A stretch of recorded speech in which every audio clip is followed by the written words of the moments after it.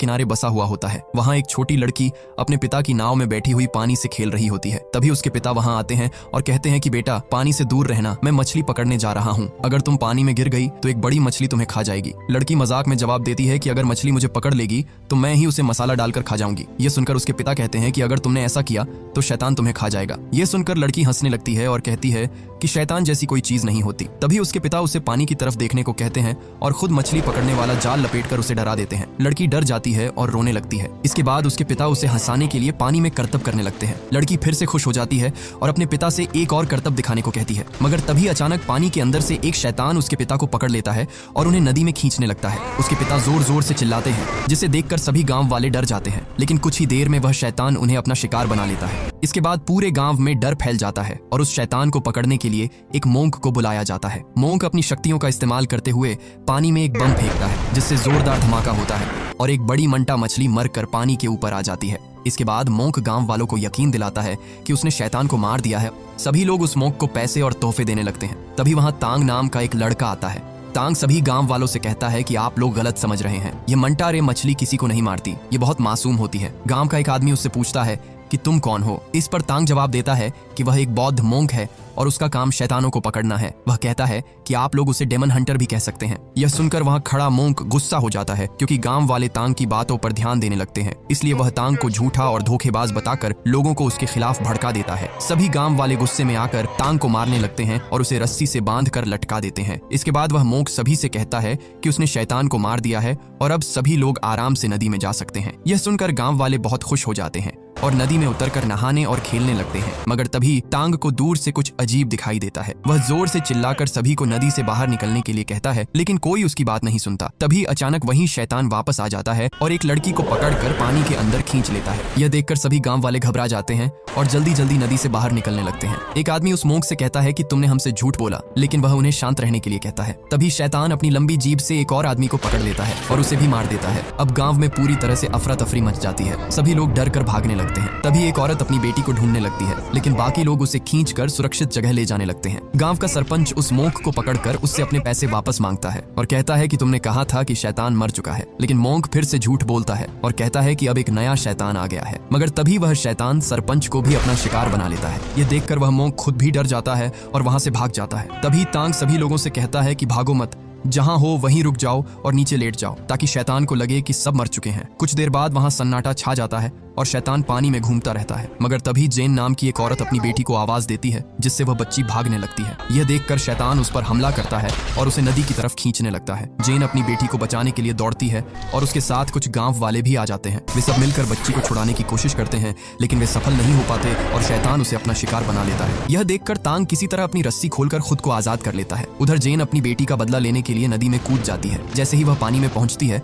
शैतान उसके सामने आ जाता है। जेन उससे कहती है कि मुझे मेरी बेटी वापस दे दो, लेकिन शैतान उसे भी मार देता है। इसके बाद शैतान गुस्से में पुल के खंभों को तोड़ने लगता है, जिससे कई गांव वाले नीचे गिर जाते हैं। उसी दौरान एक छोटा बच्चा भी नदी में गिरने लगता है। तभी शैतान अपनी पूंछ से पुल पर जोरदार वार करता है, जिससे वह बच्चा नीचे गिर जाता है। शैतान उस बच्चे को पकड़ने ही वाला होता है, लेकिन तभी तांग उसे बचा लेता है। तांग जल्दी से पास में लगे पानी भरने वाले झूले पर चढ़ जाता है और ऊपर पहुंचकर उस बच्चे को सुरक्षित कर देता है। मगर तभी शैतान पुल के बाकी खंभों को भी तोड़ देता है, जिससे तांग नीचे गिर जाता है और शैतान उस पर हमला करने लगता है। तांग किसी तरह वहां से बचकर निकल जाता है और शैतान लकड़ी के एक बड़े ब्लॉक पर गिर जाता है। शैतान वापस नदी में जाने की कोशिश करता है, लेकिन वह फंस जाता है और बाहर नहीं जा पाता। तभी तांग मोंक से कहता है कि उसे इस शैतान को पकड़ने के लिए उसकी मदद चाहिए। इसके बाद दोनों मिलकर उस लकड़ी के ब्लॉक पर कूदते हैं, ताकि वे शैतान को उछालकर किनारे तक ला सकें। लेकिन शैतान का वजन बहुत ज्यादा होता है, इसलिए वे ऐसा नहीं कर पाते और दूर जाकर गिर जाते हैं। यह देखकर गांव वाले भी वैसा ही करने लगते हैं, लेकिन वे भी शैतान को संभाल नहीं पाते और नाकाम हो जाते हैं। तभी वहां एक मोटी औरत बाहर आती है, जिसके आते ही जमीन हिलने लगती है। जैसे ही वह उस लकड़ी के ब्लॉक पर कूदती है,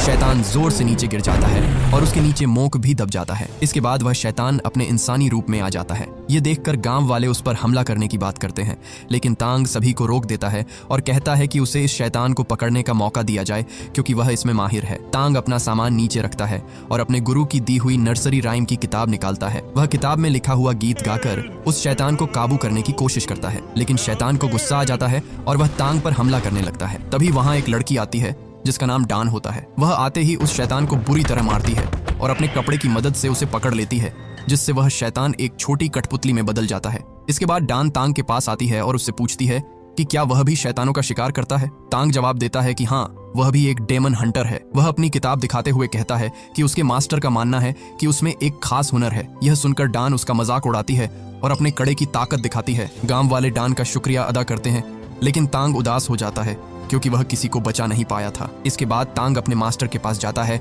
और कहता है कि वह फिर से नाकाम हो गया। तब उसके मास्टर उसे बताते हैं कि आज जिस शैतान से उसका सामना हुआ, एक समय वह शैतान बहुत ही नेक दिल इंसान था। एक दिन वह नदी के किनारे एक बच्चे की जान बचा रहा था, लेकिन गांव वालों को गलतफहमी हो गई और उन्हें लगा कि वह उस बच्चे को किडनैप करने आया है। इसलिए उन्होंने मिलकर उसे मार दिया और उसकी लाश नदी में फेंक दी। इसी वजह से उसके मन में गांव वालों के लिए बहुत गुस्सा भर गया और उसकी रूह एक शैतान में बदल गई। तभी से वह वापस आकर गांव वालों से बदला ले रहा है। यह सुनकर तांग अपने मास्टर से पूछता है कि क्या इन नर्सरी राइम में सच में इतनी ताकत होती है कि वे किसी शैतान को फिर से नेक दिल बना सकें। इस पर उसके मास्टर उसे समझाते हैं, एक सच्चा इंसान उसे अच्छा बनाने की कोशिश करता है और उसके स्वभाव को बदलने की कोशिश करता है। उसके मास्टर कहते हैं कि तुमने कोई गलती नहीं की। जब तुम्हें पूरी समझ आ जाएगी तब तुम खुद जान जाओगे कि इन नर्सरी राइम में कितनी ताकत है। इसके बाद वह तांग को वहां से आगे बढ़ने के लिए भेज देते हैं। इसके बाद हमें एक कपल दिखाया जाता है जो एक रेस्टोरेंट में पहुंचते हैं। वह जगह पूरी तरह से खाली होती है, जिसे देखकर वे हैरान हो जाते हैं। तभी वहां एक वेटर आता है और उनका स्वागत करता है। वह उन्हें बैठाकर खाना परोसने लगता है। वेटर उनसे पूछता है कि खाना कैसा है। दोनों कहते हैं कि खाना बहुत स्वादिष्ट है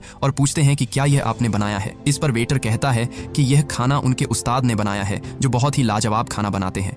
इसके बाद हमें उस शेफ को दिखाया जाता है जो असल में एक सुअर वाला शैतान होता है। वह दिखने में काफी आकर्षक होता है और कपल के सामने डांस करने लगता है। इसे देखकर लड़की उस पर मोहित हो जाती है और उससे बात करने की जिद करने लगती है, लेकिन शेफ मना कर देता है। जब वह लड़की नहीं मानती तो वह शैतान अपना असली रूप दिखाता है और जोरदार आवाज निकालता है। ये देखकर दोनों डर जाते हैं और वहां से भागने की कोशिश करते हैं, लेकिन वह शैतान अपने हथियार से उन दोनों को मार देता है। इसके बाद हमें दिखाया जाता है कि तांग भी उसी रेस्टोरेंट में पहुंचता है। वह देखता है कि इस बार रेस्टोरेंट पूरी तरह भरा हुआ है। तभी एक लेडी उसके पास आती है और उसका स्वागत करते हुए रेस्टोरेंट के बारे में बताने लगती है, लेकिन असल में यह पूरी जगह शैतानों का एक माया जाल होता है जो इंसानों को फंसाने के लिए बनाया गया होता है। तांग इस सच्चाई को समझ जाता है, इसलिए वह सीधे उस लेडी से कहता है कि वह शैतानों का शिकार करता है और अब उनका खेल खत्म हो चुका है। इतना कहकर वह उस पर हमला कर देता है। यह देखकर बाकी शैतान भी गुस्सा हो जाते हैं और तांग पर हमला करने लगते हैं, मगर तभी वहां डान आ जाती है। वह अपने जादुई कड़ी की मदद से एक एक करके सभी शैतानों को खत्म कर देती है, लेकिन उसे पता होता है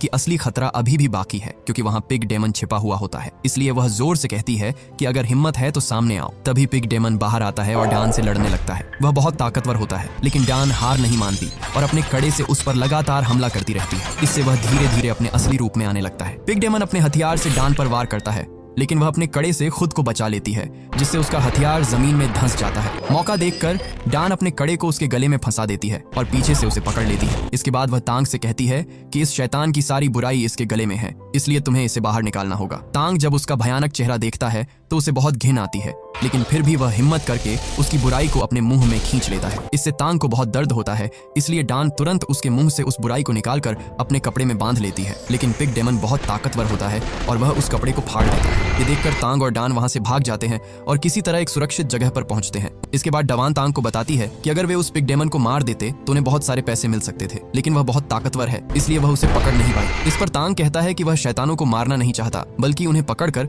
उनमें अच्छाई लाना चाहता है। ये सुनकर डवान हंसने लगती है और कहती है कि ऐसा करने की कोशिश में वह एक दिन मारा जाएगा। इसके बाद तांग उसका शुक्रिया अदा करता है, क्योंकि उसने उसकी जान बचाई थी। तांग की यही अच्छाई देखकर डवान उसके करीब आने लगती है और उसे किस करने के लिए कहती है, लेकिन तांग घबरा कर वहां से भाग जाता है। अगले दिन तांग अपने मास्टर के पास जाता है और पिग डेमन के बारे में पूछता है। तब उसके मास्टर उसे बताते हैं कि वह शैतान पहले बहुत अच्छा इंसान था, लेकिन उसकी शक्ल बहुत बदसूरत थी। फिर भी वह अपनी पत्नी से बहुत प्यार करता था, लेकिन उसकी पत्नी ने उसे धोखा दिया और अपने पड़ोसी के साथ मिलकर उसे मार डाला। इसी वजह से वह एक खतरनाक शैतान बन गया। ये सुनकर तांग कहता है कि वह इतने ताकतवर शैतान को नहीं पकड़ पाएगा। तब उसके मास्टर उसे समझाते हैं कि अगर उसे उस शैतान को हराना है तो उसे उससे भी ज्यादा ताकतवर किसी की मदद लेनी होगी। इसके बाद मास्टर उसे मंकी किंग के बारे में बताते हैं, जिसे बुद्धा ने 500 सालों से एक पहाड़ के अंदर कैद कर रखा है। यह सुनकर तांग हैरान हो जाता है और कहता है कि यह तो सिर्फ एक कहानी है, क्योंकि किसी ने भी मंकी किंग को नहीं देखा। तब मास्टर कहते हैं कि यह सच है और अगर उसे मंकी किंग को ढूंढना है तो उसे पुरानी घाटी में जाना होगा। वहां एक मंदिर है जहां उसे बुद्धा की एक विशाल मूर्ति दिखाई देगी और वहीं उसे मंकी किंग मिलेगा। लेकिन मास्टर उसे चेतावनी देते हैं कि मंकी किंग को समझाना बहुत मुश्किल है, इसलिए उसे हार नहीं माननी चाहिए और अपने दिमाग से नर्सरी राइम का सही इस्तेमाल करना चाहिए। इसके बाद तांग मंकी किंग को ढूंढने के लिए निकल पड़ता है।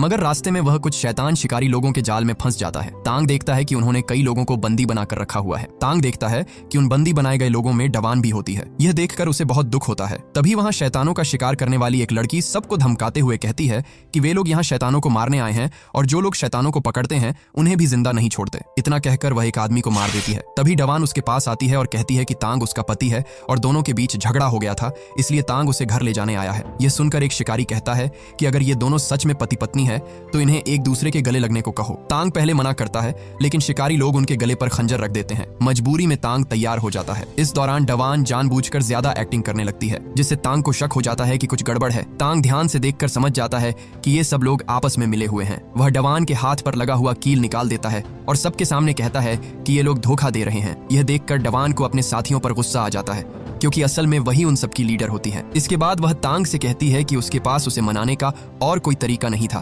क्योंकि वह उसे पसंद करने लगी है। लेकिन तांग उसे साफ मना कर देता है और कहता है कि वह सिर्फ एक साधारण शिकारी है और उसका एक लक्ष्य है, इसलिए वह उससे प्यार नहीं कर सकता। ये कहकर तांग वहां से जाने लगता है, लेकिन डवान के साथी उसे पकड़ लेते हैं। इसके बाद डवान उसे एक पिंजरे में बंद कर देती है। डवान अपने साथियों से कहती है कि उसे समझ नहीं आता कि तांग उसे क्यों पसंद नहीं करता। तब उसकी एक साथी कहती है कि वह इसमें उसकी मदद कर सकती है। वह एक पेपर डॉल निकालती है और कहती है कि इसे डवान की पीठ पर चिपका दिया जाएगा, जिससे डवान वही करेगी जो वह खुद करेगी। मगर बाहर डवान के साथी आपस में लड़ने लगते हैं। इसी बीच पेपर डॉल की वजह से डवान उस लड़की के कंट्रोल में आ जाती है और वह भी तांग को मारने लगती है। लेकिन थोड़ी देर बाद जब उसे होश आता है तो उसे अपनी गलती का एहसास होता है और वह वहां से भाग जाती है। उधर वह पेपर डॉल तांग के ऊपर लग जाती है, जिससे अब वह भी उसी लड़की की तरह हरकतें करने लगता है। डवान के आदमी उसे बहुत मारते हैं, लेकिन तांग किसी तरह वहां से निकल जाता है। तभी डवान सभी को शांत रहने के लिए कहती है, क्योंकि उसके जाल में एक शैतान फंस चुका होता है। इसके बाद सभी लोग मिलकर उस शैतान को पकड़ने की कोशिश करते हैं और अपनी रस्सियों का घेरा घुमाते हैं, लेकिन वह शैतान बहुत ताकतवर होता है, जिससे उनका जाल टूट जाता है और सभी लोग नीचे गिर जाते हैं। तभी उन्हें पता चलता है कि वह शैतान और कोई नहीं बल्कि पिग डेमन है। यह देखकर सभी लोग डर जाते हैं और अपने रथ में बैठकर वहां से भागने लगते हैं। लेकिन तभी डवान को समझ आता है कि पिग डेमन उनके पीछे नहीं बल्कि आगे रास्ते में खड़ा है, इसलिए वह तुरंत तांग को रथ से बाहर फेंक देती है और अपने रथ से पिग डेमन को टक्कर मार देती है। मगर पिग डेमन बहुत ताकतवर होता है, वह उनके रथ को तोड़ देता है और सभी लोग दूर जाकर गिर जाते हैं। इस दौरान डवान काफी बुरी तरह घायल हो जाती है। तांग को लगता है कि डवान मर गई है। वह रोते हुए कहता है कि तुम मुझे छोड़कर नहीं जा सकती। तभी डवान उठ जाती है और यह देखकर खुश हो जाती है कि तांग उसके लिए परेशान हो रहा है। दोनों एक दूसरे को गले लगा लेते हैं, मगर तभी पिग डेमन फिर से उनके पास आ जाता है। तभी वहां एक टाइगर समुराई पहुंचता है और पिग डेमन से लड़ने लगता है। दोनों के बीच जोरदार लड़ाई होती है, लेकिन समुराई आसानी से पिग डेमन को पीछे हटा देता है। इसके बाद पिग डेमन वहां से भाग जाता है और समुराई उसका पीछा करने लगता है। लेकिन रास्ते में उसका सामना एक और समुराई से होता है, जिसका नाम एलमाइटी फुट होता है। उसकी ताकत उसके पैरों में होती है और फिर दोनों के बीच लड़ाई शुरू हो जाती है। मगर लड़ते लड़ते दोनों अचानक रुक जाते हैं, क्योंकि उनके बीच हवा में एक तलवार आकर गिरती है। वे देखते हैं कि वह तलवार फेंकने वाला और कोई नहीं बल्कि प्रिंस इंपॉर्टेंट होता है, जो तलवारबाजी में बहुत माहिर होता है। अब ये तीनों ही किसी भी तरह पिग डेमन को पकड़ना चाहते हैं, लेकिन साथ मिलकर नहीं बल्कि अलग अलग, क्योंकि जो उसे पकड़ेगा वही सबसे बड़ा शिकारी कहलाएगा। इसी बात पर वे आपस में बहस करने लगते हैं। तभी तांग उन्हें समझाता है कि तुम तीनों में अलग अलग तरह की ताकत है, इसलिए अगर तुम सब मिलकर लड़ो तो पिग डेमन को आसानी से हरा सकते हो। वह उन्हें यह भी बताता है कि पूर्णिमा की रात को वह और भी ज्यादा ताकतवर हो जाएगा, लेकिन वे लोग उसकी बात नहीं मानते और उसे भिखारी कहकर उसका मजाक उड़ाते हैं। ये देखकर तांग वहां से अपने सफर पर निकल जाता है। डवान उससे कहती है कि वह भी उसके साथ चलेगी, लेकिन तांग उसे मना कर देता है और कहता है कि वह उसकी वजह से अपने रास्ते से भटक रहा है। वह साफ कह देता है कि वह उससे प्यार नहीं कर सकता और उसे अपनी नर्सरी राइम की किताब वापस चाहिए। यह सुनकर डवान गुस्से में किताब फाड़ देती है और तांग को मारते हुए कहती है कि अगर आज वह नहीं होती तो वह जिंदा भी नहीं होता। इसके बाद तांग वहां से चला जाता है और डवान भी अपने साथियों से कहती है कि उसे अकेला छोड़ दें। इसके बाद तांग मंकी किंग को ढूंढने के लिए निकल पड़ता है। कई दिनों की यात्रा के बाद वह एक पहाड़ी मंदिर तक पहुंचता है, लेकिन वहां उसे बुद्धा की मूर्ति दिखाई नहीं देती। वह पास में रखे एक बर्तन में अपना मुंह धोता है। तभी उसे उसमें कुछ लिखा हुआ नजर आता है कि आईने में छिपे हुए प्रतिबिंब को पहचानो। यह पढ़कर वह ध्यान से देखता है तो उसे पानी में बुद्धा की एक विशाल मूर्ति का प्रतिबिंब दिखाई देता है, जो आधी छिपी हुई होती है। इसके बाद वह पहाड़ पार करके उस मूर्ति तक पहुंच जाता है, जहां उसे अंदर जाने का एक रास्ता मिलता है, जो फूलों के नीचे छिपा हुआ होता है। तांग उस गुफा के अंदर जाता है, लेकिन तभी वहां एक अजीब सा आदमी आता है, जो पागलों जैसी हरकतें कर रहा होता है। तांग उससे डरते हुए कहता है कि वह मंकी किंग को ढूंढने आया है। तब वह आदमी मुस्कुराते हुए कहता है कि वही मंकी किंग है। वह तांग को देखकर खुश होता है और उसे अपनी कहानी सुनाने लगता है। वह बताता है कि 500 साल पहले वह बहुत शरारती और घमंडी था और उसने बुद्धा की बात नहीं मानी, इसलिए बुद्धा ने उसे यहाँ कैद कर दिया। यह सुनकर तांग उससे कहता है कि वह यहाँ पिग डेमन को अच्छा बनाने का तरीका सीखने आया है। तब मंकी किंग कहता है कि उस शैतान को काबू करने का सिर्फ एक ही तरीका है। इसके बाद वह तांग को बुद्धा की सील दिखाता है, जिसकी वजह से वह इतने सालों से कैद था। वह कहता है कि इसी सील की मदद से पिग डेमन को भी बदला जा सकता है, लेकिन तांग समझ जाता है कि मंकी किंग असल में इस सील से आजाद होना चाहता है, इसलिए वह उसकी बात मानने से इनकार कर देता है। यह सुनकर मंकी किंग गुस्से में आ जाता है और कहता है कि वह तो उसे एक तोहफा देना चाहता था, लेकिन तांग ने उसे ठुकरा दिया। इसके बाद वह खुद ही उस सील को हटाने की कोशिश करता है, लेकिन उसे जोर का झटका लगता है और वह बाहर नहीं निकल पाता। दर्द में तड़पते हुए वह बुद्धा से कहता है कि उसने 500 साल यहाँ काट दिए हैं और अब वह सच में बदल चुका है, इसलिए उसे आजाद कर दिया जाए। तभी तांग उसे समझाता है कि अगर उसने सच में अच्छे काम किए होते और बुद्धा पर विश्वास किया होता तो उसे पहले ही आजादी मिल जाती, इसलिए अब उसे उसकी मदद करनी चाहिए, क्योंकि पिग डेमन बहुत से लोगों की जान ले चुका है। आखिरकार मंकी किंग उसकी बात मान जाता है और कहता है कि पिग डेमन को यहाँ लाने के लिए उसे धोखे से बुलाना होगा। वह बताता है कि उसकी पत्नी ने उसे धोखा दिया था, लेकिन वह आज भी उससे प्यार करता है, इसलिए अगर उसे लगे कि उसकी पत्नी वापस आ गई है तो वह जरूर यहाँ आएगा। तभी वहाँ डवान भी पहुंच जाती है, जो चुपचाप तांग का पीछा करते हुए वहां तक आ गई थी। इसके बाद डवान पिग डेमन को अपनी तरफ आकर्षित करने के लिए डांस करने लगती है। पिग डेमन उसे देखकर बाहर आता है और तांग पर हमला कर देता है, लेकिन डवान उसे बचा लेती है। तभी मंकी किंग मौके का फायदा उठाकर पिग डेमन को अपनी गुफा के अंदर खींच लेता है और उसे एक छोटे से पिग में बदल देता है। इसके बाद डवान उस पिग डेमन को एक कठपुतली में बदल देती है और तांग को दे देती है। साथ ही वह नदी वाले शैतान की कठपुतली भी उसे दे देती है ताकि तांग उन्हें अच्छा बना सके। इसके बाद डवान तांग से कहती है कि वह उससे शादी करना चाहती है। यह कहकर वह अपने जादुई कड़े को एक रिंग में बदलकर तांग की उंगली में पहना देती है। तांग यह देखकर हैरान हो जाता है और उस रिंग को निकालने की कोशिश करता है, लेकिन वह रिंग उसकी उंगली से निकलती ही नहीं। तांग डवान से कहता है कि वह उससे प्यार नहीं करता और अगर यह रिंग उसकी उंगली से नहीं निकली तो वह अपनी उंगली ही काट देगा। यह सुनकर डवान का दिल टूट जाता है। वह खुद ही वह रिंग निकाल देती है और कहती है कि आज के बाद वह उसे कभी परेशान नहीं करेगी। इसके बाद वह तांग को उसकी नर्सरी राइम वाली किताब देती है, जिसे उसने जोड़कर ठीक कर दिया था, लेकिन तांग उस किताब को लेने से भी मना कर देता है। यह देखकर डवान चुपचाप वहां से चली जाती है। तांग भी मंकी किंग का शुक्रिया अदा करता है और वहां से निकल जाता है, लेकिन जैसे ही वह गुफा से बाहर आता है उसे डवान की याद आने लगती है और वह वहीं बैठ जाता है। तभी अंदर मंकी किंग कहता है कि आज चांदनी रात है, लेकिन वह इसे देख नहीं सकता। कर वह वहां लगे एक कमल के फूल को तोड़ देता है। जैसे ही वह फूल टूटता है, आसपास के सारे फूल राख बन जाते हैं और उसी के साथ मंकी किंग आजाद हो जाता है। दरअसल वही फूल उसकी कैद की असली वजह थे और आज पूर्णिमा की रात थी। आजाद होते ही मंकी किंग तुरंत तांग पर हमला कर देता है और कहता है कि अब वह आजाद है, लेकिन तांग बिना डरे कहता है कि ज्यादा खुश होने की जरूरत नहीं है, क्योंकि बुद्धा अभी भी यहीं है। यह कहकर वह हाथ जोड़ लेता है। यह देखकर मंकी किंग गुस्से में आ जाता है और तांग के सिर के बाल खींचकर निकाल देता है। तांग दर्द में होता है, लेकिन फिर भी वह हार नहीं मानता